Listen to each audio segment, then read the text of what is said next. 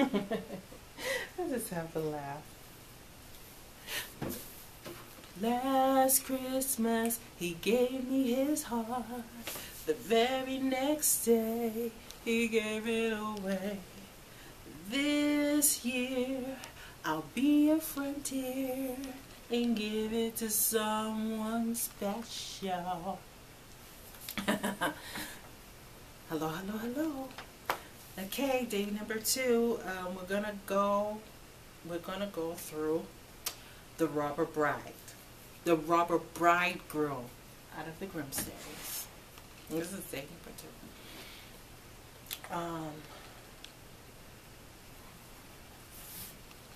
2. Okay, the Robber Bridegroom. There was once a miller who had a beautiful daughter, and when she was growing up, he became anxious that she should be well married and taken care of. So he thought, if a decent sort of man comes and asks her in marriage, I will give her to him. Soon after, a suitor comes forward who seemed very well to do, and as the miller knew nothing to be to his disadvantages, he promised him his daughter. But the girl did not seem to love him as a bride should love her bridegroom. She had no confidence in him. As often as she saw him or thought about him, she felt a chill at her heart. One day, he said to her, "You are to be my bride, and yet you have never been to see me." The girl answered, "I do not know where your house is." Then he said, "My house is a long way in the woods." She began to make excuses and said she could not find the way to it. But the bridegroom said, "You must come and pay me a visit next Sunday. I have already invited company, and I will straw ashes on the path through the woods so that you will be sure to find it." When Sunday came, the girl set out on her way. She felt very uneasy without knowing exactly why, and she filled both pockets full of peas and lentils. There were ashes strewn on the path through the woods, but nevertheless at each step she cast the right and to the left a few peas on the ground. So she went on the whole day until she came to the middle of the woods, where it was darkest, and there stood a lonely house, not pleasant in her eyes, for it was dismal and unhomely-like. She walked in, but there was no one there, and the greatest stillness reigned. Suddenly she heard a voice cry, turn back, thou pretty bride. Within this house thou must not bide, for here do evil things betide."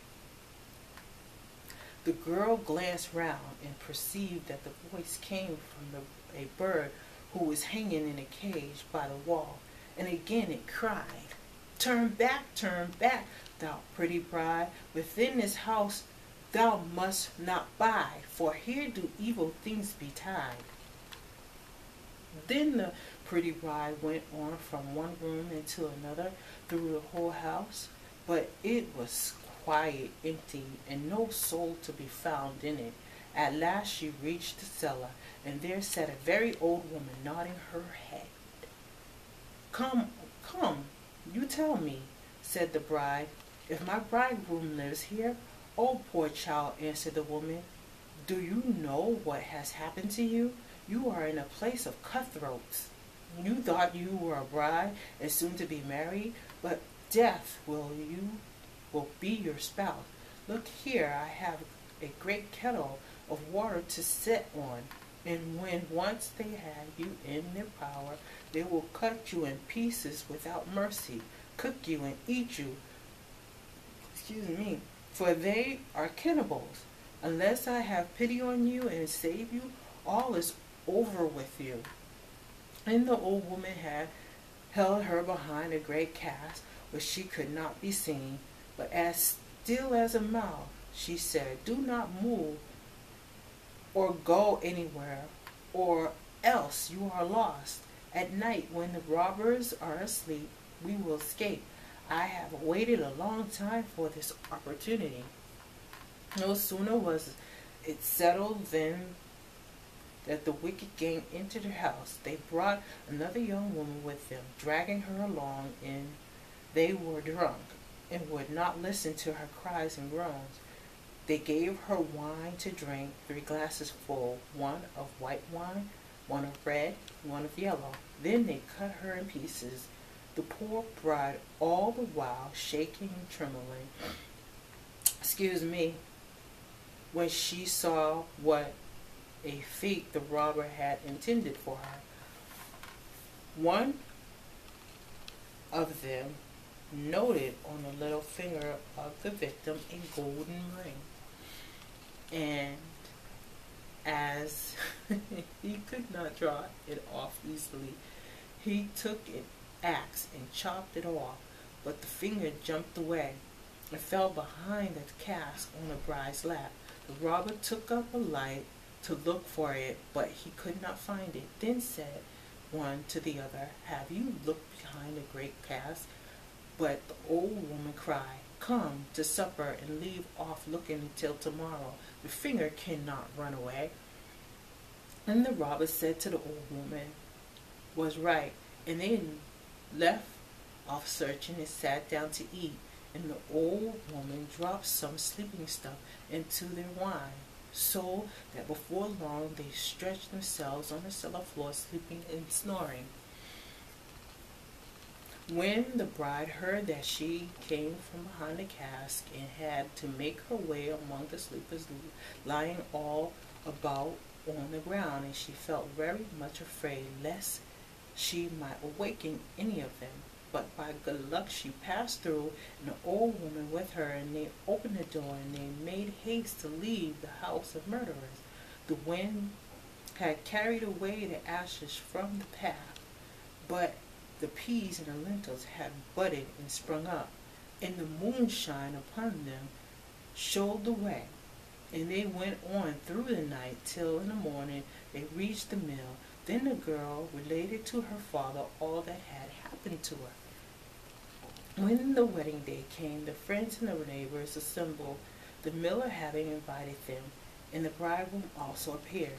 When they were all settled at the table, each one had to tell a story, but the bride sat still and said nothing, till at last the bridegroom said to her, "Now, sweetheart, do you know no story?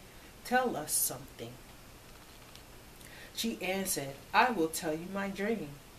I was going along through a wooded area, and I came at last to a house in which there was no living soul, but by the wall was a bird in a cage who cried, 'Turn back, thou pretty bride, within this house thou not bide, for here do evil things betide.' And then again it said it, 'Sweetheart, the dream is not ending.' Then I went through all the rooms, and there they were all empty, and it was so lonely and wretched. At last I went down into the cellar, and there sat an old woman, nodding her head. I asked her if any bridegroom lives in this house, and she answered, 'Oh, poor child, you have come into a place of cutthroats. Your bridegroom does not live here, but he will kill you and cut you in pieces and then cook and eat you. Sweetheart, the dream is not ending.' But the old woman hid me behind a great cask, and no sooner had she done so than that robbers came home, dragging with them a young woman, and they gave her to drink wine thrice, white, red, and yellow. 'Sweetheart, the dream is not yet ended.' And then they killed her and cut her in pieces. 'Sweetheart, my dream is not yet ended.'